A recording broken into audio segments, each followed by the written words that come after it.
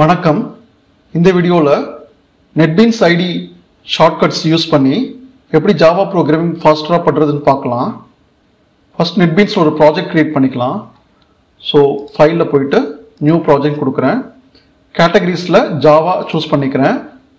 ப்ராஜெக்ட்ஸில் Java application choose பண்ணிக்கிறேன். Next கொடுத்துக்கலாம். என்னோட ப்ராஜெக்ட் நேம் நான் ஷார்ட்கட்ஸ்னு வச்சுக்கிறேன்.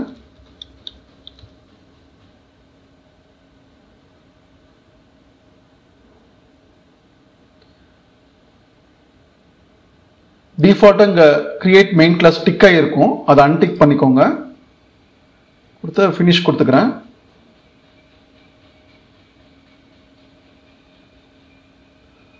ஓகே, இப்போ நம்ம ப்ராஜெக்ட் தான் கிரியேட் பண்ணியிருக்கோம், இன்னும் ஜாவா ஃபைல் கிரியேட் பண்ணல. ஸோ ரைட் கிளிக் பண்ணி நியூ ஜாவா கிளாஸ் கொடுத்துக்கிறேன்.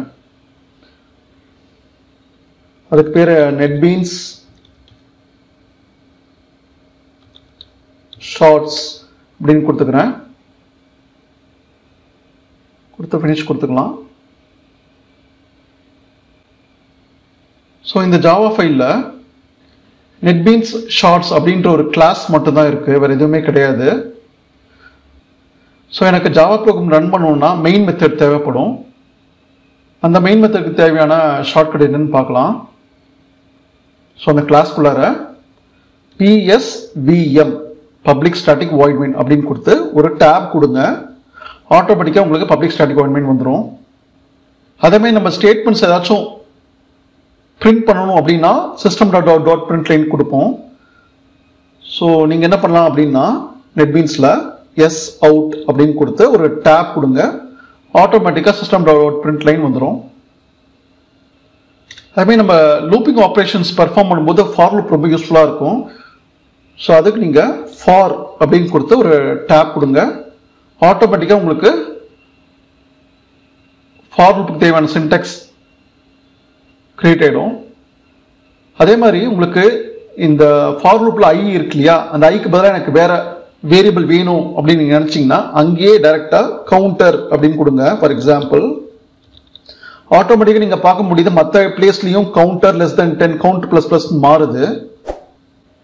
இப்போ ஃபார் லூப் மாதிரியே மற்ற லூப்ஸ்லாம் பார்க்கலாம். எனக்கு வைல் வேணும் அப்படின்னா வெறும் WHன்னு கொடுத்து ஒரு டேப் கொடுங்க. ஆட்டோமேட்டிக்காக உங்களுக்கு வைல் லூப் கிரியேட் ஆகிடும். இல்லை எனக்கு டூ வைல் தான் வேணும் அப்படின்னு நினச்சிங்கன்னா ஜஸ்ட் டூ மட்டும் கொடுத்து ஒரு டேப் கொடுங்க. ஆட்டோமேட்டிக்காக டூ வைல் உங்களுக்கு கிரியேட் ஆகிடும். அதே மாதிரி நம்ம கண்டிஷனல் ஸ்டேட்மெண்ட்ஸ்க்கு இஃப் எல்ஸ் இஃப் கொடுப்போம். ஸோ அதையும் பார்க்கலாம். ஜஸ்ட் இஃப்னு கொடுத்து ஒரு டேப் கொடுங்க. ஆட்டோமேட்டிக்காக இஃப் சின்டாக்ஸ் கிரியேட் ஆகிடும். இல்லை எனக்கு இஃப் எல்ஸ் வேணும் அப்படின்னு நினச்சிங்கன்னா ஜஸ்ட் இஃப் எல்ஸ் அப்படின்னு டைப் பண்ணி ஒரு டேப் கொடுங்க. இதே மாதிரி உங்களுக்கு இஃப் எல்ஸ் பேஸ் பண்ணி கிரியேட் ஆகிடும். சம்டைம்ஸ் நம்ம எக்ஸப்ஷன் ஹேண்ட்லிங் பண்ணும்போது ஜாவாவில் ட்ரை கேட்ச்லாம் யூஸ் பண்ணுவோம். ஸோ அதுக்கு ஷார்ட்கட் பார்க்கலாம். ஜஸ்ட் ட்ரை கேட்ச் அப்படின்னு கொடுத்து ஒரு டேப் கொடுங்க.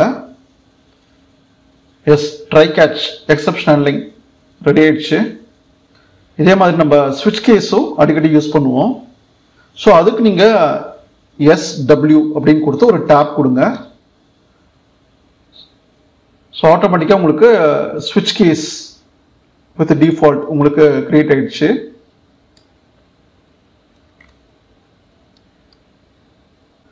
அதேமாதிரி நம்மளுக்கு ஆட்டோ கம்ப்ளீஷன்லாம் யூஸ்ஃபுல்லாக இருக்கும். ஃபார் எக்ஸாம்பிள் நான் ஸ்கேனர் கிளாஸ் யூஸ் பண்ணி தான் இன்புட் வாங்க முடியும். ஸோ ஸ்கேனர் அப்படின்னு டைப் பண்ணுறேன். ஸோ எஸ் கேபிட்டல் கொடுத்து ஸ்கேனர் ஃபுல்லாக டைப் பண்ணுறேன். ஸ்கேனர்னு கொடுக்குறேன். உங்களுக்கு ஆட்டோ கம்ப்ளீட் பண்ணுறதுக்கு கண்ட்ரோல் ஸ்பேஸ் பார் கொடுங்க. இங்கே பார்த்தீங்கன்னா உங்களுக்கு ஆட்டோ கம்ப்ளீட்லாம் காமிக்குது. இதில் நீங்கள் java.util தான் உங்களுக்கு ஸ்கேனர் கிளாஸ் யூஸ் பண்ணும். ஸோ அதை நீங்கள் கொடுத்துக்கலாம். ஸோ இது மாதிரி ஆட்டோ கம்ப்ளீட்டில் நீங்கள் எது வேணால் ட்ரை பண்ணலாம். ஸோ ஏ அப்படின்னு கொடுத்து ஒரு கண்ட்ரோல் ஸ்பேஸ் பார் கொடுத்தா என்ன வருதுன்னு பார்க்கலாம். ஓகே, உங்களுக்கு arithmetic exception, array index out of box அதெல்லாம் வருது. ஓகே, ஸ்ட்ரிங்கோட எஸ் கொடுத்தா என்ன வருதுன்னு பார்க்கலாம். கண்ட்ரோல் ஸ்பேஸ் பார் கொடுத்துக்கோங்க. ஓகே, ஸ்கேனர் கிளாஸ் உங்களுக்கு இங்கே வருது.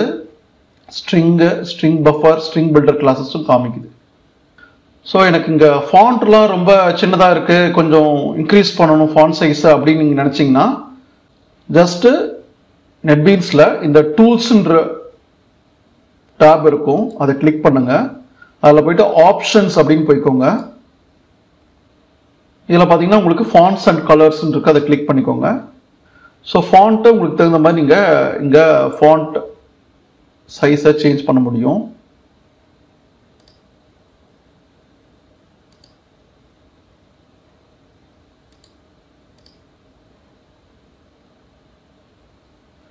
ஓகே, எனக்கு இன்னும் நிறைய ஷார்ட்கட்ஸ்லாம் தெரிஞ்சுக்கணும் அப்படின்னு நினைச்சிங்கன்னா ரொம்ப சிம்பிள். இந்த ஹெல்ப்ல போயிட்டு கீபோர்டு ஷார்ட்கட்ஸ் கார்டு அப்படின்னு இருக்கு, அதை கிளிக் பண்ணுங்க. உங்களுக்கு ஆட்டோமேட்டிக்கா எல்லா ஷார்ட்கட்ஸும் இங்கே அவைலபிளா இருக்கு. அதே மாதிரி சம்டைம்ஸ் நம்ம கிட்ட இந்த ப்ராஜெக்ட் விண்டோ இருக்காது, இல்லை இந்த அவுட்புட்டும் கூட இருக்காது.